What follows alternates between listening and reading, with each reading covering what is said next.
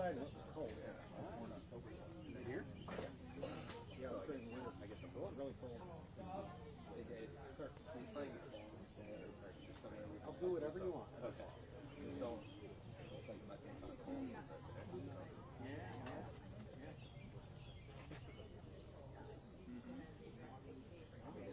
I'm a rubber, not a fighter. Oh yeah, what do you want? Yeah.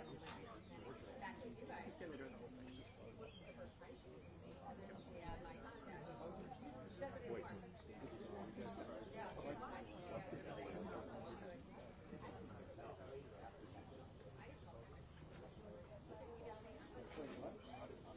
Oh, no. Oh, yeah, that was... I should have...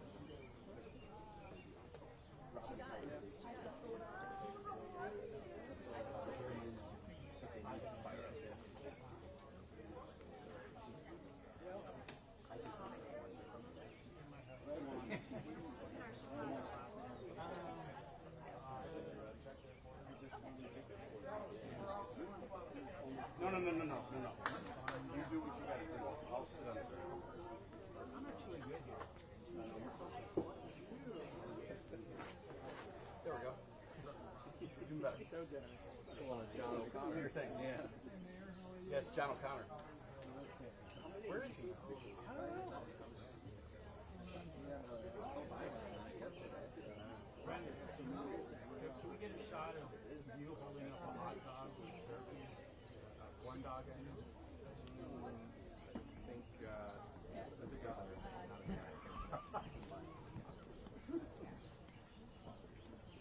But I asked him. If he's smart, he won't. I just can't get enough of those shots. That would be one of the very serious.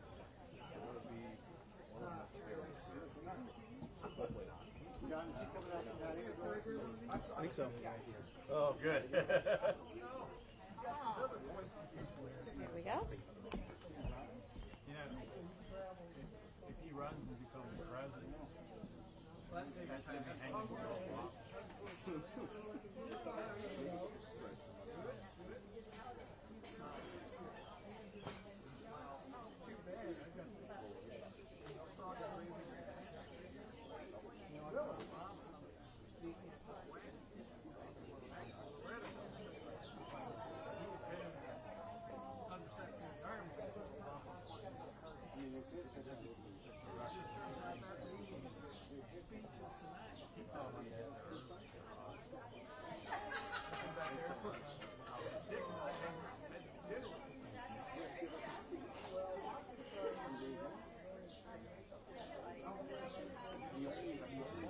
Good. How about you? Good.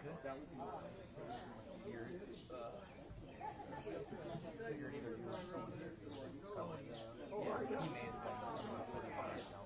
oh, okay.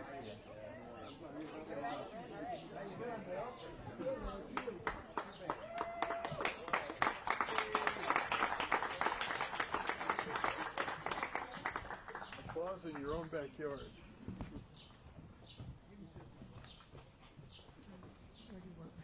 You're right where I need you. 29 years ago, at this very spot, I made an announcement. It was an important announcement for us as a family. It turned out to be an important announcement for the history of the state. The question was whether I would give up a safe House seat, which I had had for 14 years, and risk it all to run for the United States Senate. I made the decision to go forward and do it. And so for the last 29 years, I've been vindicated. That decision paid off. Now I had to face the tough re-election decision for my 6th term in the United States Senate. I love this job. I think it's a terrific job. But I also know reality. There comes a point in your career when the torch must be passed, and I've reached that point. I will not be seeking re-election to this United States Senate seat. Now, by way of warning, I want to tell you, it's a long goodbye.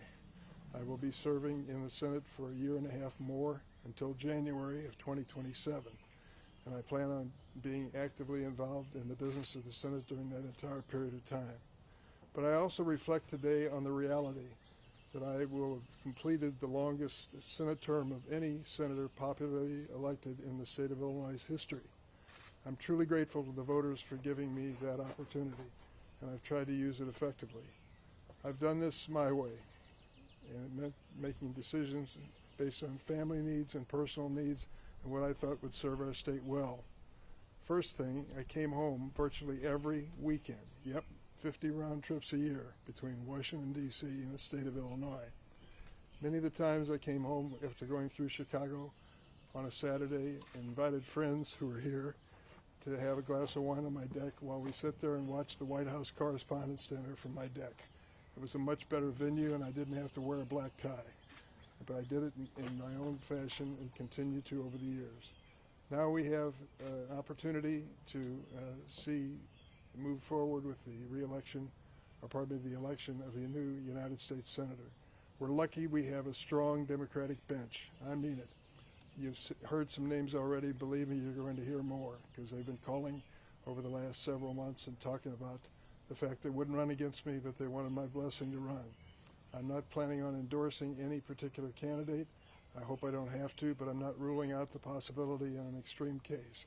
I just think it's up to the voters, the Democratic voters, to make this choice moving forward. Now, here's the good news.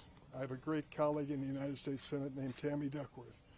I take credit for it. I think I can prove that I discovered her. I invited her to a State of the Union address in Washington to be my guest when she was still a patient at Walter Reed Hospital, just weeks after her helicopter was shot down over Iraq. Her husband, Brian, also in the Illinois National Guard, pushed her wheelchair into my office, and I met her for the first time. She blew me away. She's an amazing, strong, principled, energetic, talented person. She'll be a great senior senator from the state of Illinois. And I know that she'll carry on in the traditions that I've tried to establish. And so I just want to thank you all for being here. I want to thank, in particular, this young lady who lives in this house with me. My name is Loretta. We've raised our family in this house, and we've lived in this neighborhood for how many years? Since 47. 47 years we've lived in this neighborhood, so that's an important part of our lives, too. I also want to thank the best Senate staff in the world. Thank you all for being here. They deserve that check. And now open up to any questions you might have. Senator, you said that you're not going to endorse anybody, but what kind of qualities and character would you be looking for in someone to best succeed you? Do you think would you be looking for a female candidate, person of color, or any other qualities that stand out for someone to be your successor? Well, I'm not going to set the criteria. That's for the voter to decide. And they took a risk with me. I'm a downstate Democrat. That's kind of a vanishing breed when you consider federal office, particularly the United States Senate.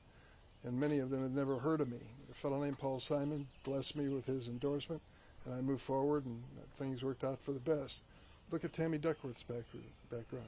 Asian American, veteran, what she's done as background. I mean, it's up to the voters to decide what's right and who the right person is. I'm not going to make that decision. But I am confident we are going to have a diverse group of candidates running for the United States Senate, and it's going to make a difference. What does your decision mean to retire as far as the political breakup for upstate and downstate? To follow up on what you said about downstate Democrats being a dying breed. Historically, the only thing I can say is I'm saying to everyone who is a candidate, work the entire state. Discover downstate if you don't know it. Discover the suburbs, the surrounding counties in Cook County, the city of Chicago. Come and discover these wards and precincts. That's been one of the real blessings of this job, and I'll just say it flat out. I was born and raised in East St. Louis. We raised our kids in Springfield, but I love Chicago. And the people who want to badmouth that town are in for a fight with me. It's a great city, and I've been honored to represent it. Senator, what kind of conversations did you have with the PRINC administration and the Lieutenant Governor before your announcement? Well, conversations, I wouldn't call them that. I did have a conversation with Juliana. She told me that she was interested, but she wasn't going to run against me, and others have done the same. And when it came to JB, I gave him a call before I made the announcement yesterday. Senator, what? In a year and a half, you walk out the last time, then what are you going to do? I don't know. I just don't know. I've been paying into a pension system for a long time. I may even draw a check out of it. We'll see. But that is not all I want to do. I don't want to sit in a rocking chair anywhere. I want to be actively engaged in the actions and passions of our time, as Oliver Wendell Holmes said. Senator, just to reflect on, or to follow up on Jeremy's question. Just reflect upon the change in the political geography of the state since you first ran for the Senate. When your seat was a safe Democratic seat. Now a Democrat probably could not win it as it was drawn. When I announced 29 years ago, if I said I'm going to carry DuPage County, you'd have laughed out loud. Right, but now I'm going to carry DuPage County as a Democrat running for the Senate. It's quite possible. If I said to you, downstate is hopeless beyond the Metro East area and Jackson County and a few places, you'd say, what about Bloomington? And say, sorry, we're not ready. We're ready now. We've got places where we are showing real progress in the Democratic Party, building that party.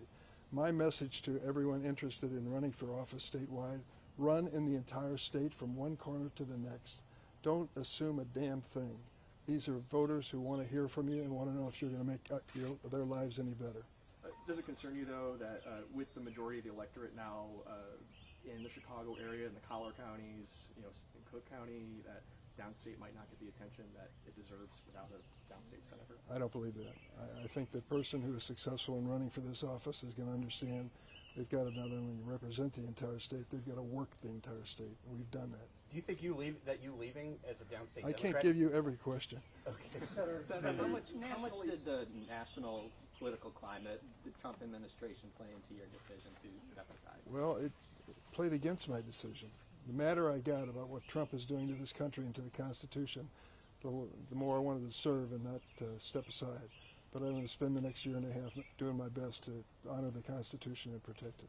Senator, how much is Go ahead. going off of that last question there, we've heard from Lieutenant Governor Stratton that she's already announced her campaign and she's making it very clear pushing back against the Trump administration is going to be at the forefront of her campaign messaging. Sure, that's going to be the case going forward. Is that a winning strategy for a Democratic primary? Well, it's an important place to start in the Democratic primary. There's an intensity of feeling about what the president has done in his first 100 days, and I share that feeling. There is an energy that you see in the rallies that are taking place around the state and around our country on a regular basis. There's an impatience. People want change tomorrow. They want to stop him tomorrow. Some of them are not realistic. We just don't have a majority in the House and the Senate. There's limited to what we can do. But it is the starting point for any party that's out of the White House, as we will be in this next bi-year election. What do Democrats need to do to win back the majority? Because their approval rating nationally right now is not that great. Well, having a unified message is tough when you don't have a candidate for president or a president. It's kind of a chorus instead of an individual that you focus on for that purpose. But we will be unified in our message, and the person who will unify us is Donald Trump. Let me tell you, that trade war that he has initiated in the United States is going to be devastating to the state of Illinois. Go to the Farm Bureau and ask to meet with them privately. They don't want to speak publicly about this. And ask them what it will mean if we go through with tariffs on their exports. Go to the CEOs of corporations who called me and told me they were desperate to make a decision on their future, but they couldn't make it because of the prospect of the tariffs. He's creating a devastating economy, and that is the starting point of our election campaign. Senator, life has seasons, and when you look back and think, that time I was in the United States Senate, what are going to be the first one or two memories that come to mind?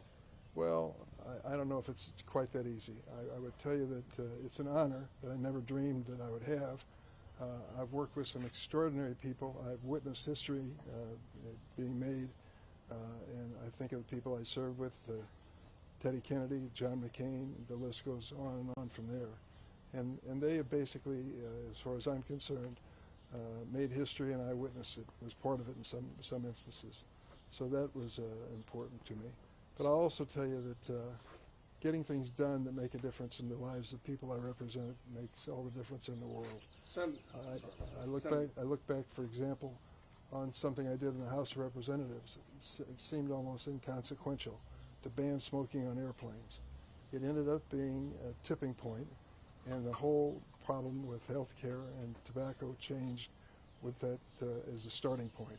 People started saying, if secondhand smoke is dangerous in an airplane, well, what about a bus? What about a train? What about an office building? What about a restaurant? And I want to add that my wife, Loretta, worked for the Lung Association and helped to change the law in Illinois to make it safer for people in restaurants and places like that.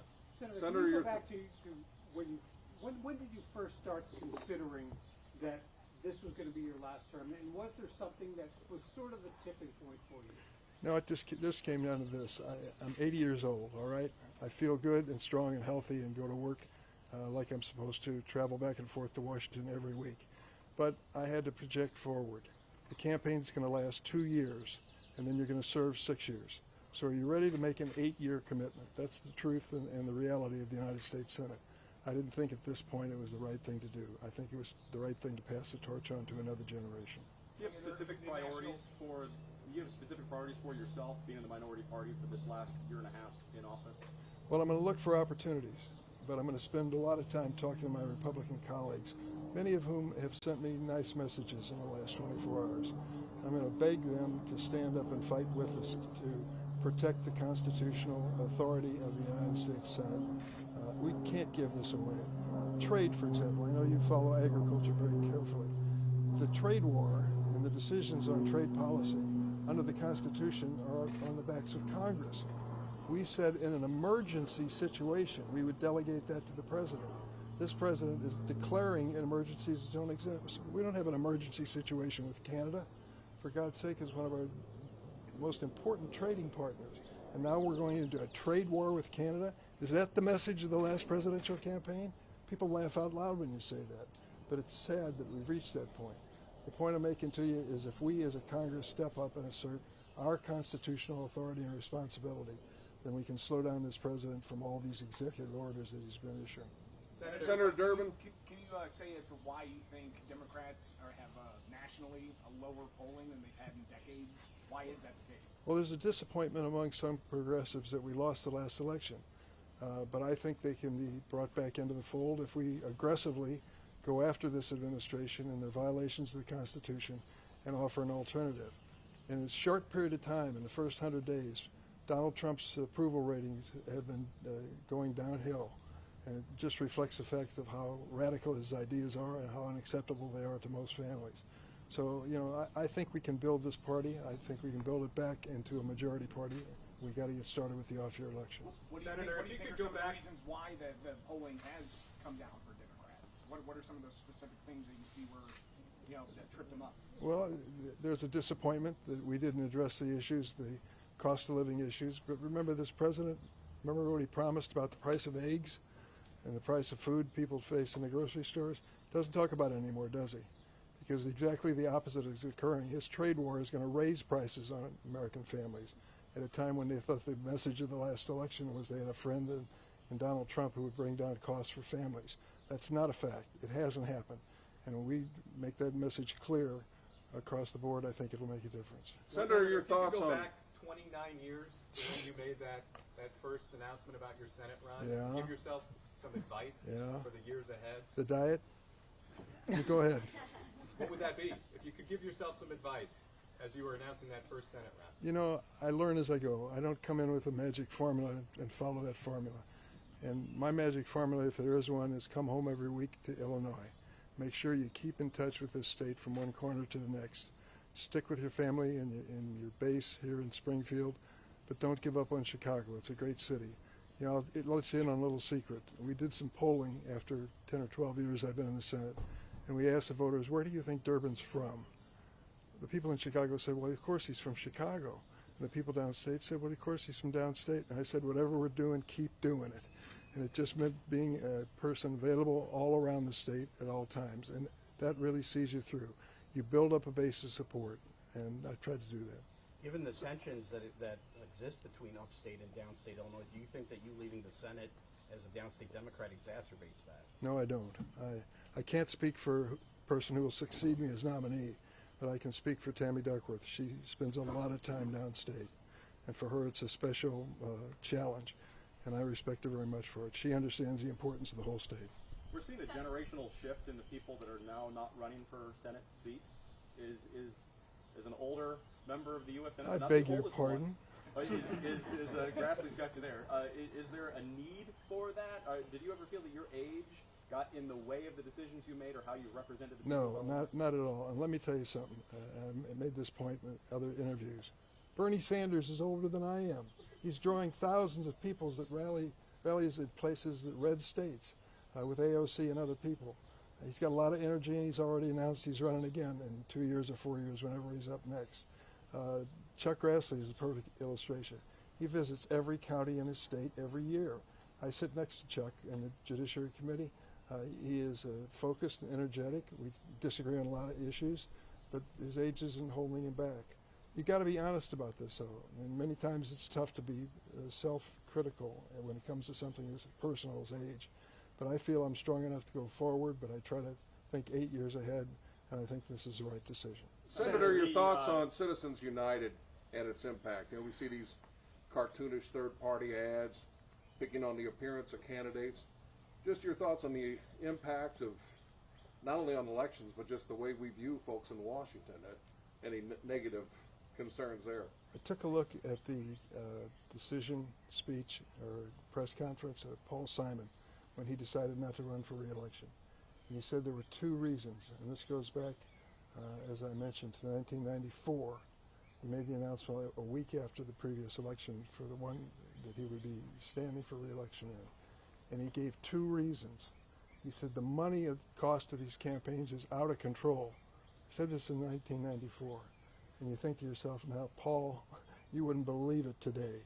Millions of dollars being spent is not uncommon at all. I'll give you an example. One industry, the cryptocurrency industry, pay attention to what's going on there. They are becoming major political players.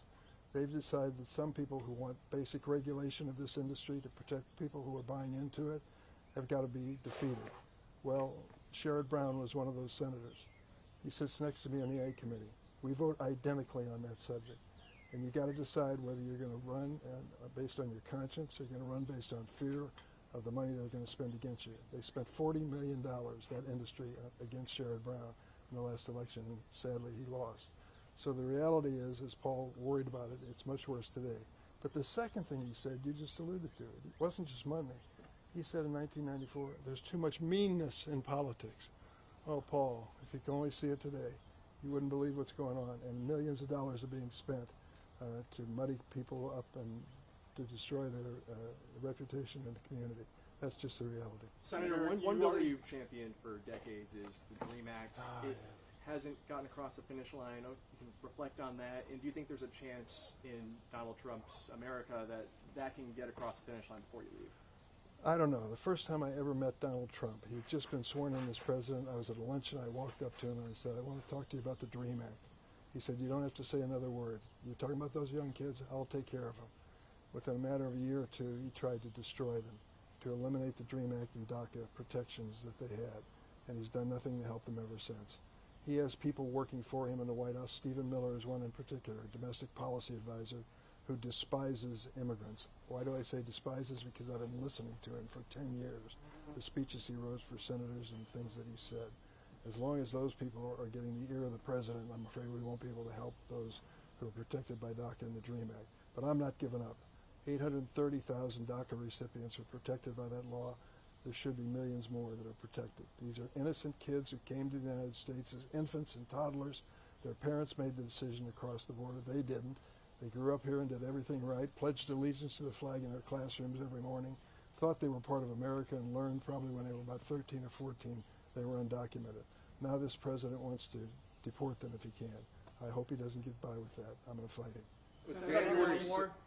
Senator, other than that, the DREAM Act, do you have any regrets or frustrations as you're preparing to wind down your congressional career? Listen, the Dick Durbin plan for shaping up America is still there.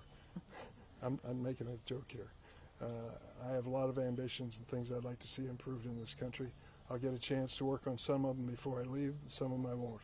But at some point you've got to come to trust that the next generation will feel as you do and work hard to get things done. I can just tick off 10 or 12 bills where the principal sponsor came up with an idea that he couldn't get across the finish line, but someone succeeded him and did that.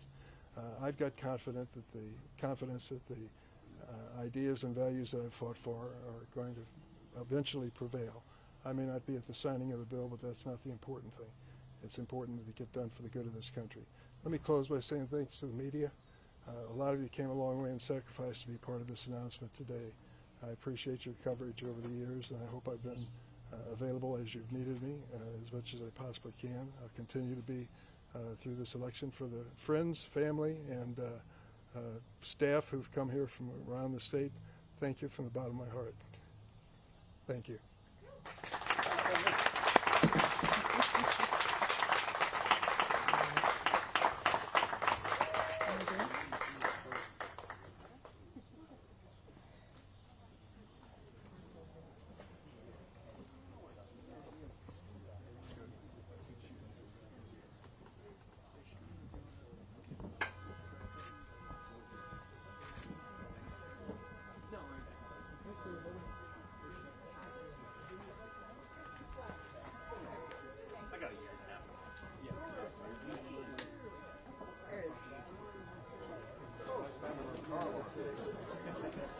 Yeah, it's a good thing it didn't go off.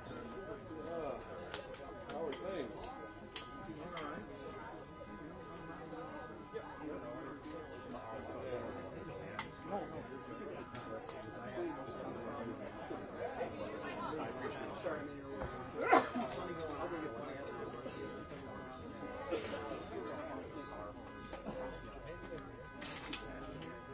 Sorry.